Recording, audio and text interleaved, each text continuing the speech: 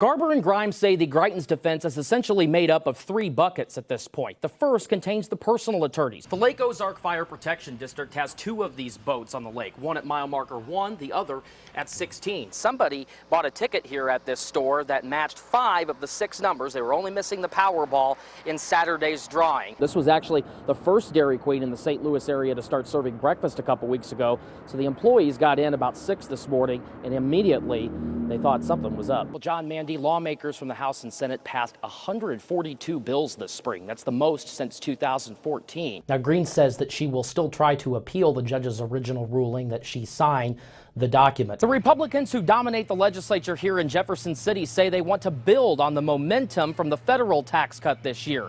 And they say they can give you a state tax cut this year without breaking the bank. The Clean Missouri Initiative petition got nearly 350,000 signatures from around the state for both Democrats and Republicans. For almost his whole life, Cole Welker had been the co-pilot in his dad's 6-speed manual Dodge Ram diesel truck. When Steve Welker passed away 7 months ago of a heart attack, Cole took the keys to Dad's rig. Now, I went there to cry when I needed to cry. I just go there, just sit in it, think about him. Cole and his dad took the truck when they went hunting and out on the town to haul stuff. Now Cole worries if he'll ever be able to hear that engine rev again or smell the smoke after the truck disappeared off a lot this weekend. Kind of fell apart hard. Real mad. I can't describe it. Sean Lambert heard about the Welker's truck vanishing. Now he's a victim too. I was thinking about taking one of the fuses out just because there's been a rash of burglaries, and I didn't do it. And when I got to work this morning, I said, "Where's my truck?" Last night, Lambert left his truck attached to this trailer that he uses to haul his race car. The thief was able to unhitch the truck, pop the lock, and it's all caught on camera. I watched the video over and over, and you see somebody pop the lock in your truck and take off in your truck. It just makes your stomach turn. You would think it'd take a lot of guts to steal something right off the main drag, right off the front row of the shop, but apparently these thieves got a lot of guts. Terry Ziegler is contributing to a reward fund to find Cole's truck. As for Lambert, he knows insurance will cover his truck. But for Cole, memories don't have deductibles. We've been out looking for the truck yesterday. We're out all over. And there's this awesome support. You can hear it in her voice and see it in her office. Holly Rader is proud to be from the Boot Heel, but she overcame a rough upbringing to represent her area in the Missouri House. So I was raised in addiction. My mother struggled with mental illness. My sister became, one of my stepdads was a dealer. My sister became an addict by the time she was 16.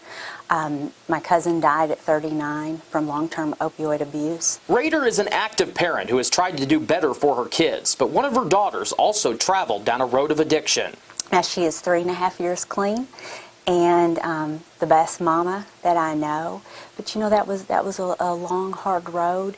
Now Rader tries to take all she's learned about addiction and translate it into legislation to help other Missourians. Tonight, her House Bill 1620 gets a hearing. It would allow any state-licensed organization to run a syringe access program. People that use syringe access programs are 5 times more likely to enter treatment because it's early engagement. We're meeting them before they're ready, and we can help speed up that process and let them know about the tons of resources that are available that they may not know. Syringe access programs also help reduce the spread of bloodborne diseases like HIV and hepatitis. And it's just one of the weapons Rader believes Missouri can use to get a hold on the opioid epidemic. There are many states that have passed it, and with the CDC recommending it and the President's Task Force recommending, I think that hopefully we can get this done in Missouri as well. Well, John, when Governor Eric Greitens got inaugurated here last year, right to work was all the rage for Republicans. The legislature passed it and Greitens signed it within a matter of weeks. But then workers succeeded in getting enough signatures to get Prop A on the ballot. And if it passes, it'll undo the GOP's work. This is our state. This is the people's house, and we're taking the people's house back. As workers gathered to gear up for the newest right-to-work fight, they're unifying around the same message, that these laws are the right to work for less. Me working 35 years in the dairy business, I know that my pension has been guaranteed. They They've worked hard to protect us. We've always had good medical insurance. The voices came from all over the state in the halls of the capitals in Jefferson City and Washington. Voices clamoring with fear of lower wages, fewer rights, and fewer worker protections. It is a very simple principle that men and women can join together and collectively have a voice in their wages and their benefits. While workers bonded together, a right-to-work architect isn't worried. I am looking forward to getting it over with so that we don't have the uncertainty. She is reminded of the millions of votes cast in 2016 for a Republican governor and a supermajority of GOP lawmakers. He campaigned on right to work, and he won. And every single year, union membership in Missouri decreases, yet in right to work states, it increases. And why is that? That's because they have more jobs coming in. Millions of dollars are already flowing to groups on both sides of the issue. Rich Pickering, who's enjoying his union retirement benefits, has all summer to fight. Good salt of the earth people are not going to allow that to happen to us. We're just going to fight to the end. Our lives are ours and ours alone, and the future is not for sale. Which side are you on? Which side?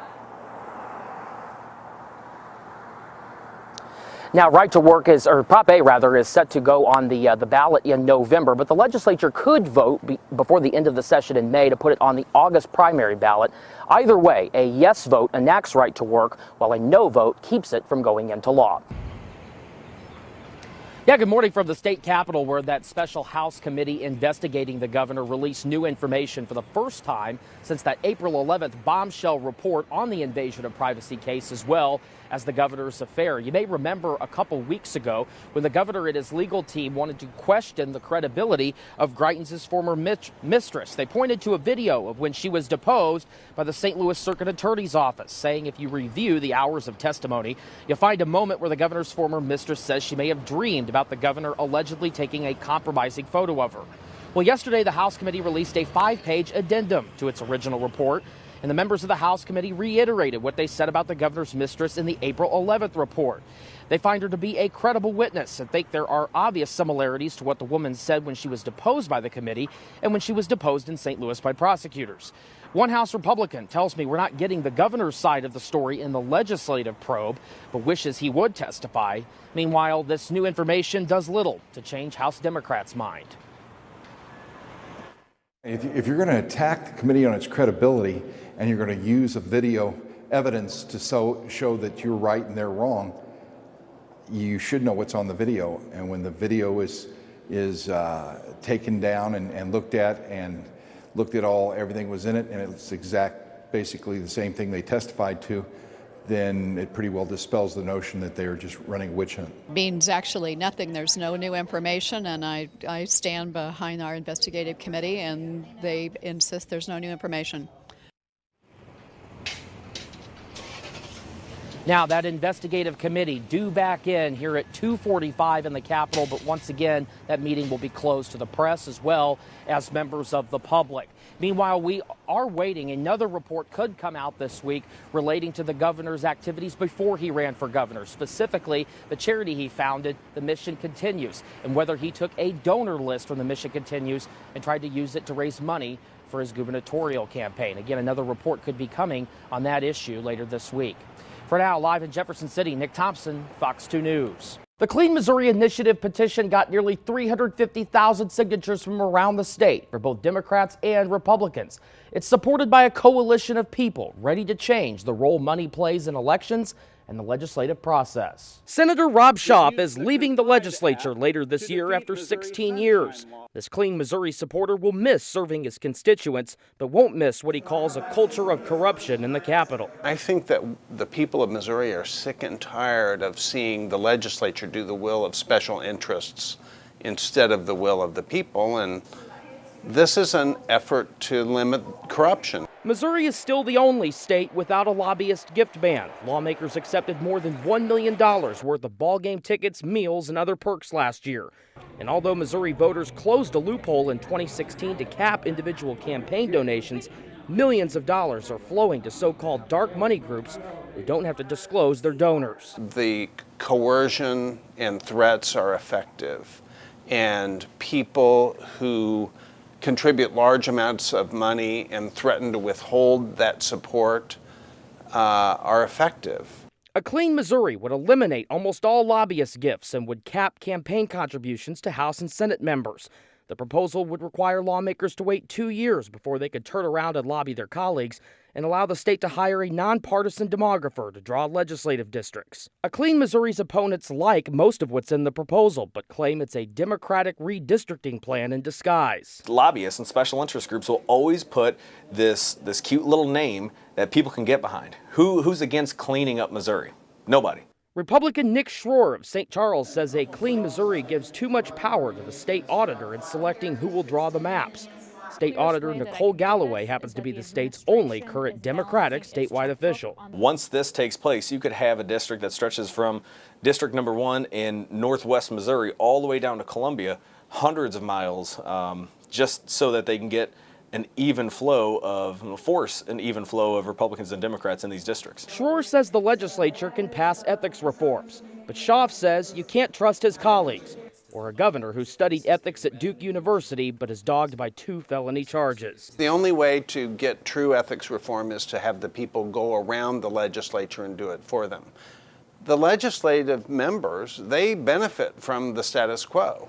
They use the system as it is to keep themselves in power and keep winning. The Secretary of State's office still has to certify all of the signatures collected by a Clean Missouri's supporters. If cleared for the ballot, you will see this proposal when you go to the polls in November. Nick Thompson, Fox 2 News.